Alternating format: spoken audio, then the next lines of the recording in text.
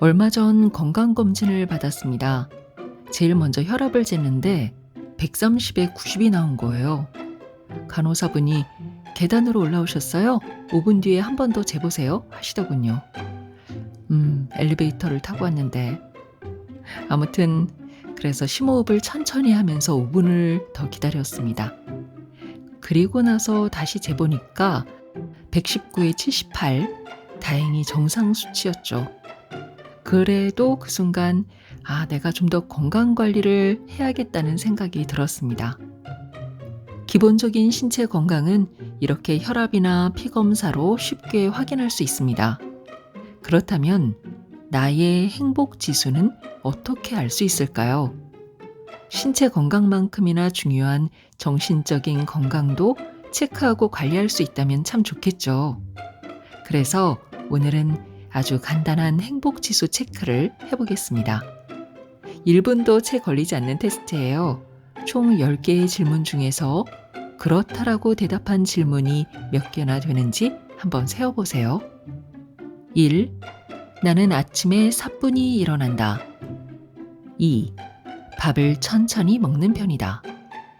3. 걷는 게 즐겁다. 4. 운동을 규칙적으로 한다. 5. 활기찬 하루를 보내는 편이다. 6. 성질이 느긋한 편이다. 7. 마음 상태가 밝고 긍정적이다. 8.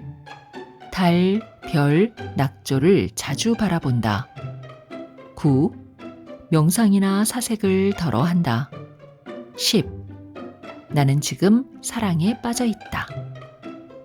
네, 여러분은 이 중에서 그렇다라는 답변이 몇 개나 나왔나요? 그렇다가 8개에서 10개인 경우에는 행복지수가 매우 높은 편이며 일상의 작은 기쁨을 잘 누리고 계시네요. 5개에서 7개는 행복지수는 보통이며 생활 습관에 악센트를 좀 더 준다면 더 행복해질 수 있습니다. 4개 이하인 경우는 행복지수가 낮은 편입니다. 근본적인 조치가 필요하네요. 불안과 우울, 무기력이 일상이 된 시대지만 행복은 노력과 습관으로 얼마든지 높일 수 있습니다. 우리 뇌 속의 작은 변화가 삶의 온도를 바꿀 수 있다면 여러분은 그 방법을 배우고 싶지 않으신가요? 안녕하세요. 마음이 쉬어가는 곳 힐링필드입니다. 오늘은 대한민국을 대표하는 정신과 의사이며 뇌과학자인 이시영 박사의 행복도 배워야 합니다를 소개합니다. 좀 전에 함께 해봤던 행복지수 체크리스트는 사실은 세로토닌 지수를 측정하는 항목이었습니다. 행복 호르몬이라 불리는 세로토닌은 우리의 마음을 안정시키고 삶의 활력을 불어넣는 중요한 신경 전달 물질인데요. 이시영 박사는 지난 10여 년간 세로토닌 운동을 이끌면서 우리의 정서 상태와 행복 지수를 가늠해 볼 수 있도록 이런 간단한 도구를 만든 것이라고 합니다. 행복은 마음의 상태일까요? 아니면 뇌의 작용일까요? 2010년 이시영 박사의 세로토닌 하라라는 책이 출간되었을 때 많은 독자와 전문가들이 매우 놀랐던 사실이 있습니다. 세로토닌이라는 물질이 우리 삶의 활력을 채우고 마음을 평온하게 하는데 결정적인 역할을 한다는 것이었습니다. 행복도 배워야 합니다. 이 책은 저자의 4번째 세로토닌 서적으로 이론에 머물렀던 이전 책들과는 달리 실천 중심의 세로토닌 테라피를 담고 있습니다. 책 속에는 평범한 일상을 바꾸는 마법의 세로토닌 테라피라는 부제 아래 우울, 무기력, 스트레스, 만성 피로 같은 현대인의 고질적인 문제를 스스로 다스릴 수 있는 구체적인 방법들이 담겨 있습니다. 전문가뿐 아니라 일반 독자도 쉽게 이해하고 실천할 수 있어서 단순한 자기계발서를 넘어 행복 수업의 교과서라 불러도 손색이 없습니다. 행복은 노력과 습관으로 얼마든지 높일 수 있습니다. 오늘 영상에서 그 방법을 함께 배워보시죠. 세로토닌은 뇌 속에서 분비되는 50여 종이 넘는 정보 전달 물질 중 하나이다. 우리가 깨어있는 동안엔 반드시 일정한 리듬으로 일정량이 만들어지고 이를 방출함으로써 뇌 전체에 지령이 전달된다. 이 활동은 태어나 죽을 때까지 일생 동안 계속된다. 그리고 이 물질은 모든 동물에게도 존재한다. 세로토닌이 만들어지는 부위에는 보행, 호흡, 저작 등 사는 데 필요한 기본적 운동을 담당하는 중추가 있어서 세로토닌은 생명과 직결이 되는 중요한 역할을 담당하고 있다. 해서 본능 호르몬이라는 별명이 있다. 세로토닌은 다른 뇌내 물질과 달리 태양빛의 자극과 단순 리듬의 반복으로 그 분비량이 증가한다. 과학의 발달과 함께 세로토닌 연구도 다양해지면서 최근 연구에서는 초창기 알려진 세로토닌 기능보다 훨씬 다양하고 복잡한 기능이 있는 것으로 밝혀졌다. 자연의 리듬과 체내 리듬을 조절한다. 자연은 대체로 하루 24시간의 주기에 맞춰 운행되고 있다. 인간도 수면과 각성, 식사 시간 등을 알리는 체내 시계 덕분에 체온이나 호르몬 등이 정상적인 리듬에 따라 기능함으로써 건강한 생활을 영위할 수 있다. 그런데 자연 리듬이 하루 24시간인데 비해 체내 시계는 25시간 전후이다. 따라서 체내 시계대로 생활하다간 하루 1시간씩 느려지게 된다. 이를 조절하는 것이 바로 세로토닌이다. 세로토닌은 우리 눈으로 들어오는 태양광 자극에 따라 그 차이를 조절해준다. 우리가 지구 반대편으로 여행을 가면 시차 때문에 고생하는 이유도 자연 리듬과 체내 리듬에 하루 1시간의 차이가 있기 때문이다. 또한 시차 적응에 문제를 일으키는 건 운동 부족인데 체내 시계를 난조에 빠뜨리는 요인 중 하나이기도 하다. 그리고 야간 근무, 24시간 편의점 등은 생활 리듬을 깨트리는 원흉이며 이러한 요인들이 쌓이면 엄청난 스트레스로 작용한다. 뇌내 오케스트라 지휘자 역할을 한다. 인간 뇌는 약 150억 개의 신경세포로 이루어져 있는데 세로토닌 신경은 불과 수만 개밖에 되지 않는다. 수적으로는 적지만 세로토닌 신경세포는 전 뇌에 분포되어 있어서 마치 오케스트라 지휘자처럼 전 뇌에 지령을 하달하여 전체적으로 통합된 기능을 할 수 있게 된다. 하나의 신경이 수만 개의 신경세포를 상대하기 때문에 섬세한 정보 전달은 무리이며 전체적인 균형과 조율을 하는 데 그친다. 세로토닌 신경이 바르게 기능하지 못하면 우리 마음이나 몸은 균형을 잃게 된다. 몸을 아이돌링 상태로. 아침에 눈을 뜨면 머리가 상쾌한 기분이다. 의욕적이고 집중력이 좋아진다. 이런 기분일 때 세로토닌이 이상적인 기능을 잘 수행하고 있는 것으로 본다. 자기 전에 불을 끄고 어둡게 하면 세로토닌은 억제된다. 아침이 되어 창밖에 태양이 뜨고 햇빛이 들어오면 광자극이 망막을 통해 뇌에 전달되고 뇌는 서서히 세로토닌을 분비하기 시작한다. 그렇게 되면 자연히 눈이 떠지고 망막으로부터 직접 태양광 자극을 받음으로써 세로토닌이 활발히 분비되어 몸이 일어날 운동을 준비한다. 그에 따라 머리도 사고하고 주의 집중력이 높아진다. 이때 세로토닌은 자율신경을 조절하고 휴식 상태의 부교감을 활동 상태의 교감으로 전환한다. 자동차에 비유하면 시동이 걸리고 예열하는 상태가 되는 것이다. 엔진이 따뜻해지고 출동할 준비를 한다. 그리하여 부드럽게 낮 동안의 활동 상태로 옮겨간다. 뇌를 냉철하게 각성시킨다. 세로토닌 신경은 뇌 전체의 자극, 조화, 균형을 조절하지만 특히 인간 뇌인 심피지레의 작용이 특이하다. 한마디로 세로토닌 신경은 대뇌피질의 기능을 살짝 억제하면서도 아주 산뜻한 각성 상태로 만든다. 억제와 각성을 동시에 한다는 게 잘 안 믿기겠지만 이게 심피질에서의 세로토닌의 특이한 기능이다. 우선 세로토닌 신경은 언어와 지능을 담당하는 대뇌 심피질의 활동을 적절하게 억제함으로써 마음을 편안하게 한다. 그러면서도 주의 집중력을 높여준다. 이걸 냉철한 각성 상태라 부른다. 스님들이 말하는 성성적적의 경지다. 깨어있으나 심피질의 잔잔한 걱정거리와 스트레스 등을 살짝 억제함으로써 마음이 편안해진다. 이럴 땐 공부도 잘 되기 때문에 일명 공부 호르몬이란 별명도 있다. 자율신경에도 영향을 준다. 우리 몸의 팔다리에 분포된 체신경은 내 의지대로 움직일 수 있다. 그러나 주로 생명과 직결되는 자율신경은 우리 명령대로 되지 않고 자기 스스로의 리듬에 의해 자율적으로 움직인다. 활동할 때는 교감이, 휴식 수면 때는 부교감이 교대로 우위가 된다. 활동 시에는 교감 대 부교감 신경이 65대 35 정도로 균형 잡힌 상태이지만 바쁜 한국인은 교감이 훨씬 높아져 80대 20까지도 된다. 이런 상태가 바로 스트레스이며 오래가면 여러 가지 생활 습관 병이 생긴다. 자율신경 조율도 체내 환경을 일정하게 유지하기 위해 영향을 미치는 게 세로토닌이다. 세로토닌 신경을 강화하면 자율신경의 조절 균형에도 큰 역할을 할 수 있다. 스트레스에 강한 몸으로 만든다. 우리에게 가장 큰 스트레스라면 통증이다. 통증을 덜어주고 잘 견디게 해주는 게 세로토닌이다.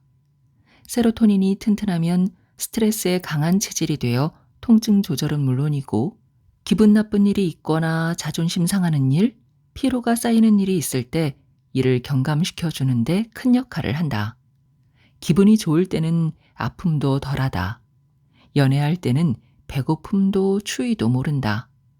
마음뿐만 아니라 몸의 구조도 세로토닌 신경이 튼튼하면 한결 견뎌내기가 쉬워진다.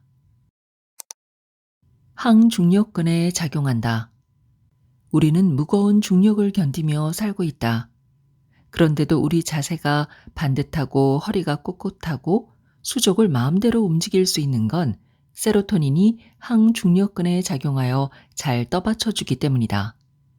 그러나 세로토닌 신경이 약하면 입은 바보처럼 벌어져 있고 등은 고양이처럼 된다. 그런가 하면 얼굴에 표정이 없다. 세로토닌 신경이 약하면 우울증 환자나 노인처럼 된다. 세로토닌이 풍부하면 웃을 때 입가가 올라가고 눈가, 얼굴 전체가 생기발랄하다. 일명 미인 호르몬이라 이름 붙여진 배경이다. 심신을 젊게 한다. 지금까지 설명으로 세로토닌 신경이 활발하면 우리 마음과 몸이 젊어지겠구나 하는 생각을 쉽게 할 수 있다. 운동해도 자세가 반듯하고 과격한 근육통도 없이 기분 좋게 운동을 계속할 수 있다. 다만 싫을 때까지 억지로 하지는 않는 게 좋다. 운동이 건강에 좋다는 건 새삼 설명이 필요 없다. 운동하면 몸뿐만 아니라 마음도 젊어진다. 운동 후에 사뿐하고 상쾌한 기분. 사실 운동은 뇌를 위해 하는 것이라고 해도 과언이 아니다. 세로토닌 신경 강화, 꾸준한 운동은 인지증 예방에도 큰 몫을 한다. 지금은 장수가 문제가 아니다.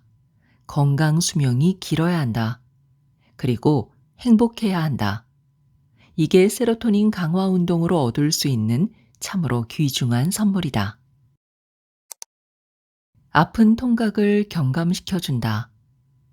세로토닌은 아픈 통각을 조절하는 기능이 있다.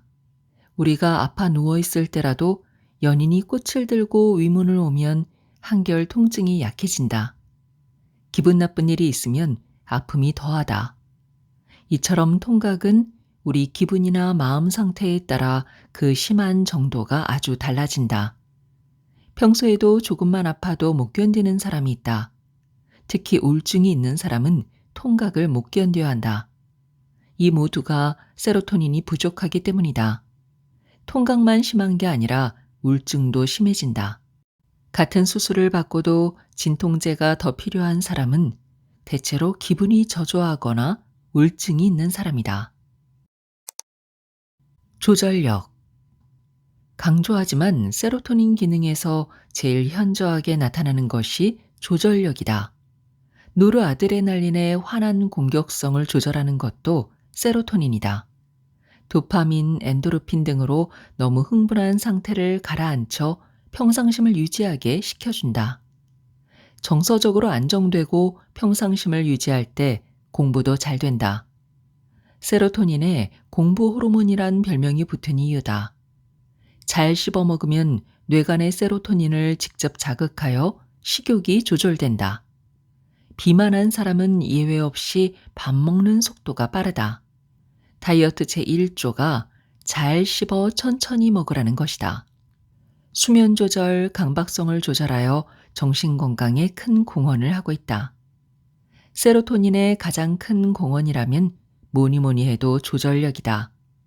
가끔 사회를 깜짝 놀라게 하는 대형 사건들, 보복운전, 묻지마 살인, 우발적 방화 사건 등은 모두가 세로토닌 부족으로 조절력이 발동하지 않는 데서 비롯된다. 우리가 세로토닌을 국민운동으로 확산시켜야 하는 이유도 바로 여기 있다. 면역력 강화. 우리 건강에 빼놓을 수 없는 게 면역력이다.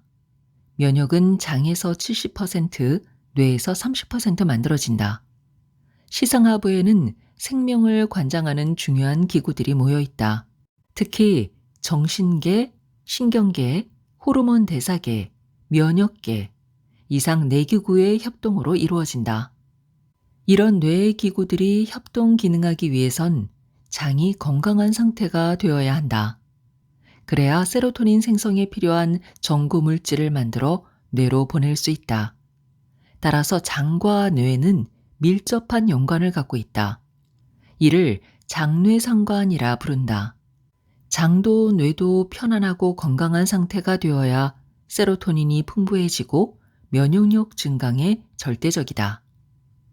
이상 세로토닌의 주요 기능들을 살펴보노라면 개인은 물론이고 사회도 안정을 되찾고 평화롭게 지낼 수 있게 해주는 참으로 고맙고 중요한 물질이다. 세로토닌을 활성화하려면 세로토닌은 자연 상태에선 넘치는 법이 없다. 문제는 부족한 데서 온다. 세로토닌을 활성화하기 위해선 몇 가지 방법이 있다. 일상생활을 통한 자연적인 방법. 규칙적인 식사를 한다. 규칙적인 식사는 대단히 중요한 세로토닌 기법이다. 일상적인 식사는 포도당, 필수 아미노산인 트립토판, 비타민 B6 등 세로토닌 원료가 되는 물질이 골고루 포함되어 있기 때문에 특별히 따로 챙겨 먹어야 할 것 없이 일반 식사를 규칙적으로 하는 것만으로도 충분하다. 단, 잘 씹어 먹어야 한다. 침보다 강력한 소화제는 없다. 천천히 씹어 먹으면 저작 운동이 바로 위에 있는 봉선액을 자극함으로써 세로토닌이 분비되고 이것이 식욕을 조절한다. 천천히 즐거운 대화를 나누며 먹는 것이 세로토닌 식사이며 부교감 우위의 즐거운 식탁이다. 한 입에 30회 씹으면 뇌간의 세로토닌 신경을 자극하여 세로토닌이 분비돼 식욕 조절을 한다. 부교감 우위가 되면서 식탁이 밝은 분위기로 변한다. 한 끼에 30분 걸려 먹기를 권한다. TV, 신문, 인터넷 등을 보면서 하는 식사는 자칫 교감신경을 자극할 수도 있으므로 뭐뭐 하면서 하는 식사는 지양하는 것이 좋다. 하루 한 끼 등 극단적인 식사 제한법도 있지만 당신이 뇌를 쓰는 작업을 하는 사람이라면 하루 3끼 규칙적으로 당을 공급해야 한다. 뇌에는 당분 저장 창고가 없으므로 일정량을 규칙적으로 공급해줘야 한다. 뇌 속 트립토판이 세로토닌으로 전환되는 데 필요한 3대 자극은 의식적으로 노력할 필요가 있다. 우리 일상생활만으로는 세로토닌 생성에 필요한 충분한 양을 얻지 못한다. 햇빛을 받으며 하루에 20분 산책한다. 구름이 낀 날, 비가 오는 날에 기분이 침울한 것은 각성 호르몬인 세로토닌이 만들어지지 않기 때문이다. 북유럽에선 겨울철 햇빛이 특히 귀해서 이른 봄날에 소위 계절성 우울증이 많이 발생한다. 최근 우리나라에도 젊은 여성층들이 자외선 공포로 인한 태양광 부족으로 SAD를 앓고 있다는 보고가 있다. 직사광선을 그대로 맞으라는 소리는 아니다. 하루 한두 시간 정도 간접 광선 아래서 생활해야 한다. 아침에 일어나 창문을 여는 습관은 우리 조상의 세로토닌 증가법이다. 신선한 아침 태양을 받으며 20분만 산책하라. 음이온이 지구 표면에 가득할 때, 그리고 어느 때보다 공기가 맑을 때 산책하면 정말 기분 좋은 하루가 시작된다. 여자들은 특히 비타민 D 칼슘 부족으로 인한 골다공증을 걱정하지 않아도 된다. 이 습관 하나만으로 밝고 건강한 심신을 만들 수 있다. 리듬 운동을 한다. 무슨 운동이든 좋다. 단 실증이 나도록 과한 운동은 금물이다. 기분 좋게 해야 한다. 특히 율동적인 운동이 세로토닌 생성에 아주 효과적인 것으로 알려져 있다. 세로토닌 신경이 봉선에게 있고 그 주위엔 생명활동과 직결되는 중추가 많다. 먹는 것, 저작운동, 호흡운동, 걷는 것, 생명과 직결되는 운동이 뇌간에 집중돼 있다. 어떤 운동이든 리듬감을 살리면 모두가 훌륭한 세로토닌 활성 기법이 된다. 그 중에서도 가장 쉽고 효과적이며 큰 노력 없이 절로 되는 운동이 있다. 바로 걷는 것이다. 걷는 것이야말로 동물의 기본적인 운동이다. 식당에 가든 수렵을 하든 일단 걸어야 한다. 세로토닌 강화를 위해 의식적으로 하는 걸음은 뒤에 나올 세로토닌 워킹을 참고하기 바란다. 조깅하듯 하되 걷는 스피드로 하는 조킹도 효과적인 세로토닌 운동이다. 옛날 우리 할머니들이 그 어려운 시집살이를 해낼 수 있었던 것은 빨래, 다리미질, 농사일 등이 모두 리드미컬한 운동이 되어 세로토닌 분출을 도와 힐링이 잘 되었던 덕으로 생각된다. 현재 우리 생활을 돌아보라. 세로토닌 결핍 진단이 절로 된다. 스킨십 그루밍. 아이를 안고 수유하는 엄마를 보라. 그보다 더 편안하고 행복에 겨운 얼굴은 없다. 반가운 사람을 만나면 포옹, 악수, 어깨동무, 좋은 사람들끼리 함께하는 식사, 수다 등 모두가 인간의 군집 본능을 충족시켜주는 행위다. 우리는 이럴 때 세로토닌의 세례를 받게 된다. 안타깝게도 요즘은 독신이 많아서 걱정이다. 인간은 사회적 동물이기 때문에 혼자서는 못 산다. 군집 욕구가 충족되지 않으면 자살까지 하게 된다. 세상에 나 혼자이다. 누구도 필요 없다. 가족도 친구도 하느님도 필요 없을 때 인간은 이런 절박한 순간에 자살이라는 극단적 행동을 저지르게 된다. 현대사회가 불행히 혼자의 시대로 접어들고 있다. 감사한다. 감사를 주고받는 동안 우리 마음은 그지없이 편안하고 행복하다. 나는 아침에 눈을 뜰 적마다 살아있다는 것이 놀랍고 고맙다. 해가 뜨는 것, 지는 것, 길가에 핀 이름 모를 꽃 한 송이, 바람이 부는 것, 계절이 바뀌는 것, 어느 것 하나 고맙지 않은 게 없다. 해서 난 언제나 마음이 풍성하고 풍요롭다. 시원찮은 허리, 다리에도 감사드린다. 자기 전에 곱게 주무르면서 감사 인사를 한다. 온종일 무거운 몸을 지고 무사히 하루를 마치게 해주어서 감사합니다. 감사하는 순간 세로토닌이 넘쳐난다. 감사할 줄 모르면 그때부터 불행해진다. 온통 불평불만 덩어리만 보인다. 이게 당연 심리에 빠진 사람의 함정이다. 우리 조상들이 피땀 흘려 이룩한 이 나라, 이 땅에 태어난 것만으로도 정녕 고마운 일이 아닌가. 길에는 차의 물결이 꼬리를 물고 도시엔 고층 빌딩이 하늘 높이 줄지어 있다. 이 모든 게 당연한 걸로 생각된다면 당신은 불행의 굴을 파고 있는 사람이다.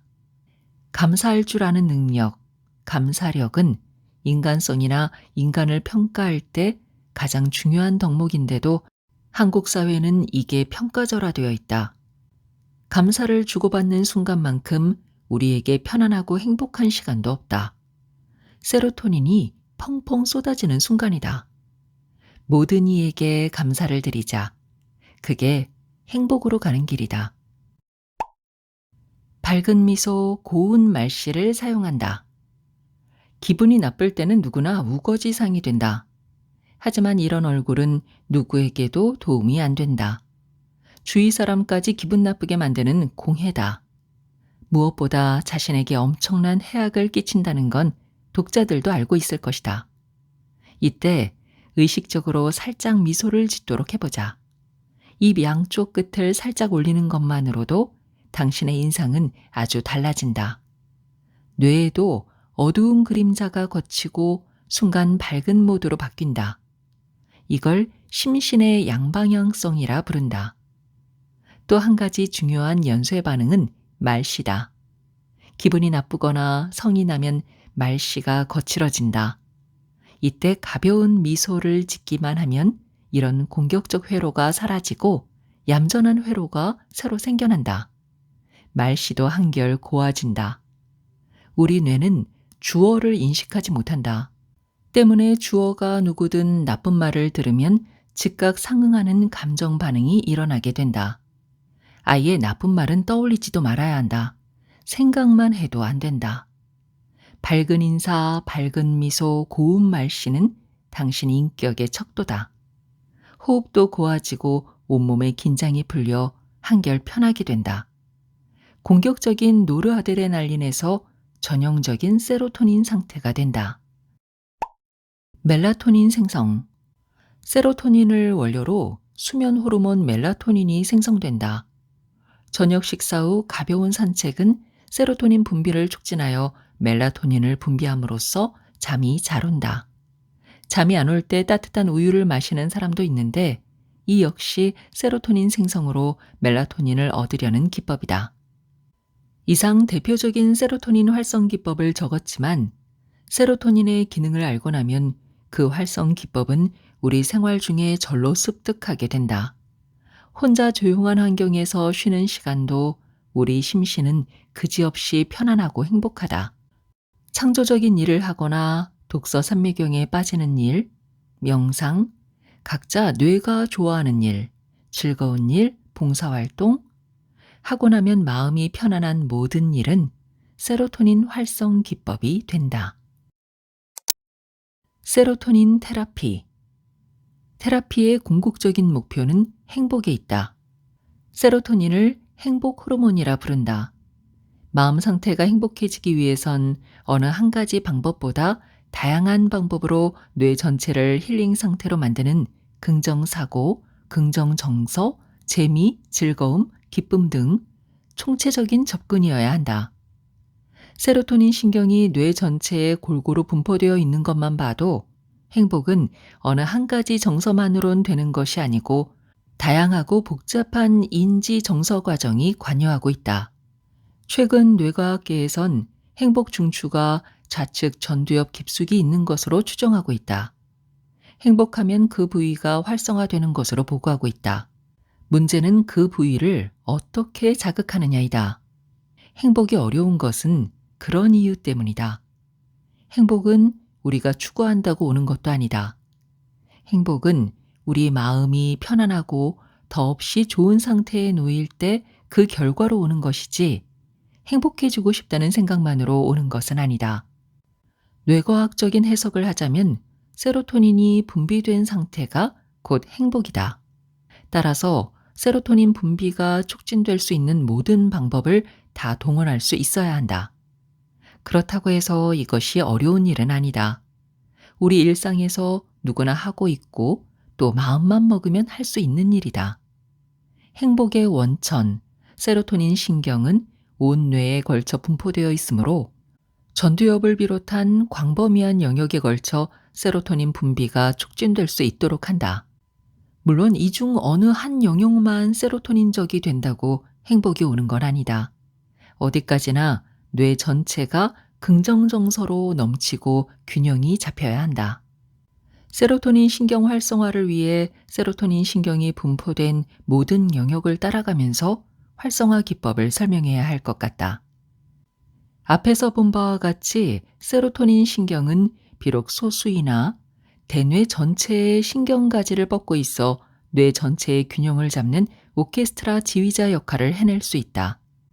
수적으로 얼마 되지 않는 세로토닌 신경세포가 어떻게 100억에서 1000억도 넘는 뇌내의 신경세포에 대해 광범위한 영향을 미칠까? 보통의 신경세포가 갖는 시냅스 수는 대체로 1000개쯤인데 비해 세로토닌 신경세포의 시냅스는 10만 개도 넘는다. 특히 뇌의 주요 기관인 해마, 편도체는 물론이고 시상하부, 전두피질에까지 광범위한 영향을 미친다. 그러나 세로토닌이 단독으로 기능하는 것은 아니다. 어떤 작은 자극이라도 뇌는 언제나 종합적인 판단을 하게 된다. 그러기 위해선 뇌의 여러 기관과 많은 회로가 협업해야 한다. 특히 세로토닌 기능은 긍정적인 평상심 유지를 해야 하므로 인간 최고의 사령탑인 전두엽과는 밀접한 연관을 가지고 있다. 전두엽이 있어 인간이 인간다워진다. 따라서 대단히 고급스럽고 민감한 부위다. 가령 편도체는 원시 감정 그대로이기 때문에 화가 나거나 공격적이거나 원시적인 감정을 있는 그대로 표출한다.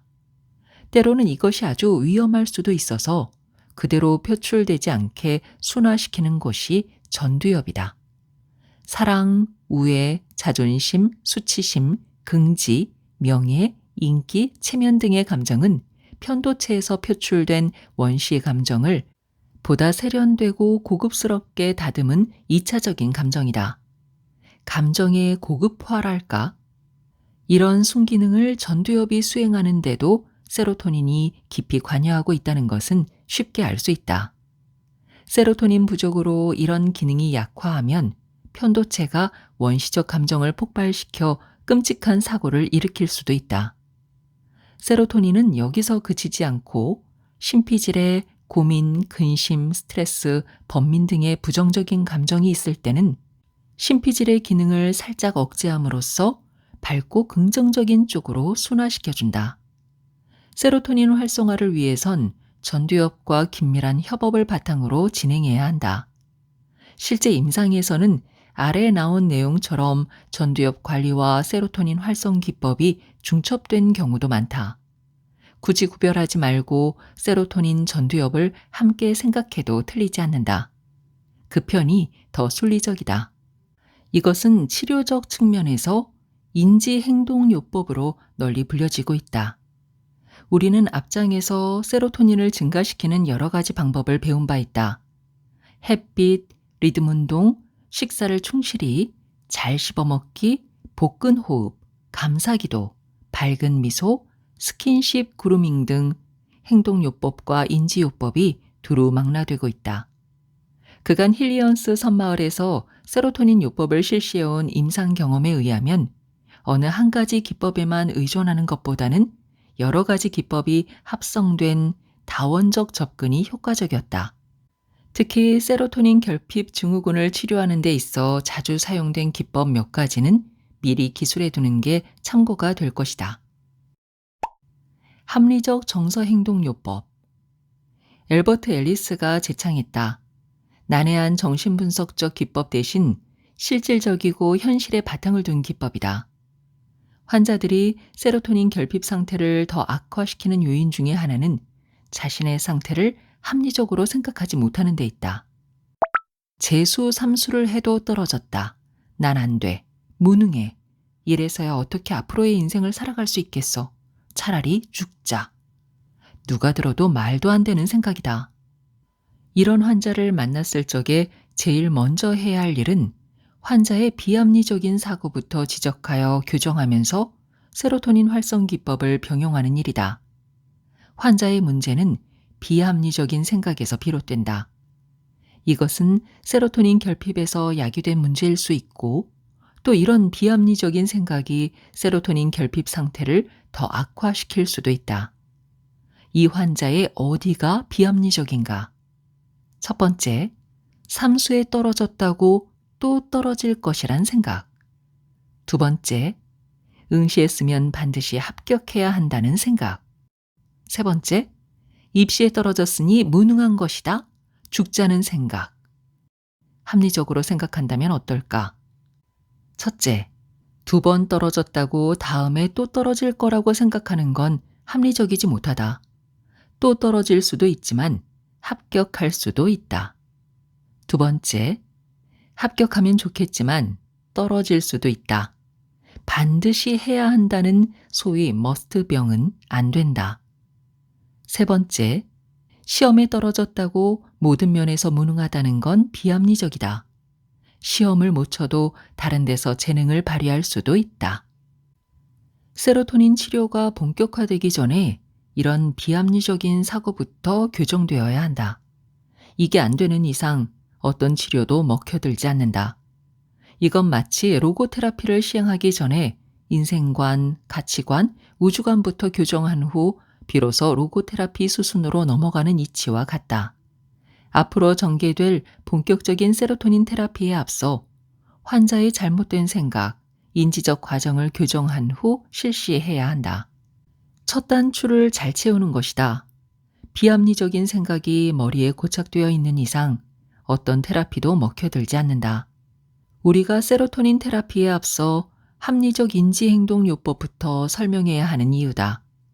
실제 임상에서는 이 과정이 더 힘든 경우도 많다. 역설지향 기법. 세로토닌 결핍 증후군의 대표적인 증상이 강박증이다. 손을 하루에 10번을 씻지 않으면 안 된다. 문을 잠가도 10번을 확인해야 한다. 도박에 한 번 빠지면 헤어나지 못한다.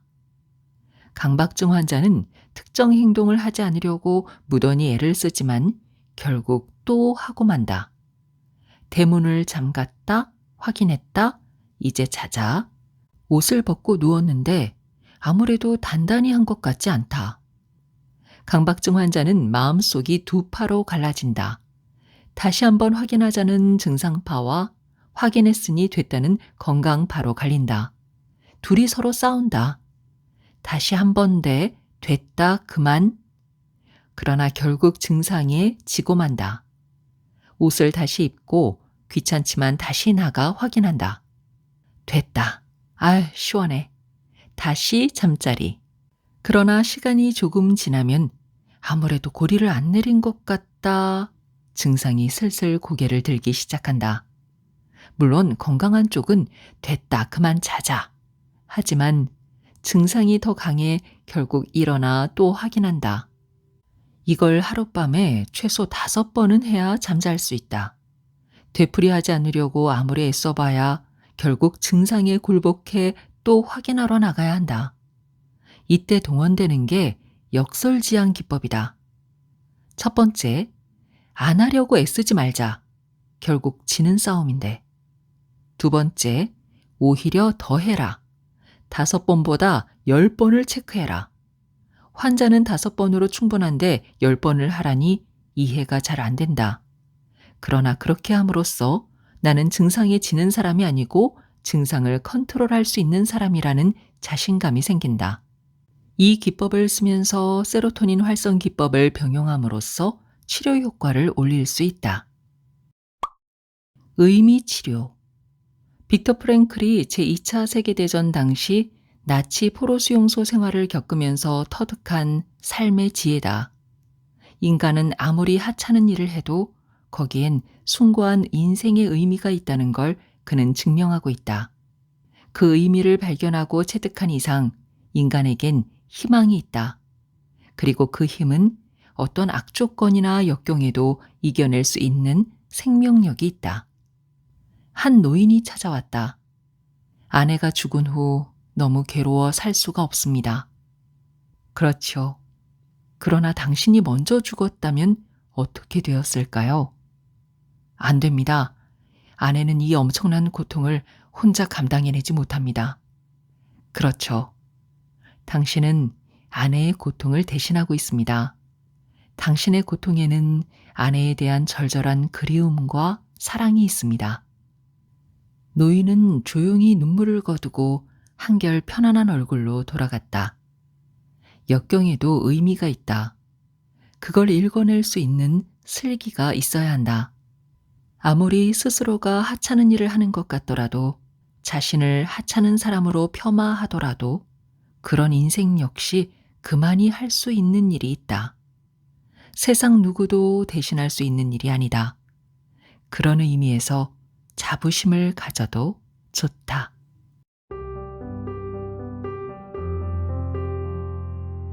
지금까지 특별한 서재에서 2021년에 펴낸 이시영의 행복도 배워야 합니다 였습니다. 혹시 별똥별을 본 적 있으신가요? 저는 아직 한 번도 본 적이 없습니다. 일부러 별똥별을 찾아다닌 적도 없고요. 너무 짧게 스쳐 지나가서 보고 나면 왠지 아쉬움만 더 커질 것 같더라고요. 저는 그냥 별이 좋습니다. 그 빛이 작든 크든 하늘에 별이 보이면 저절로 기분이 좋아집니다.